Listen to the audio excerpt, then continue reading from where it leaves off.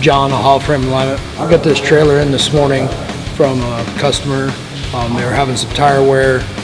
We went ahead and dropped the axle down to check the bushings. Bushings were cracked, so we went ahead and rebushed it.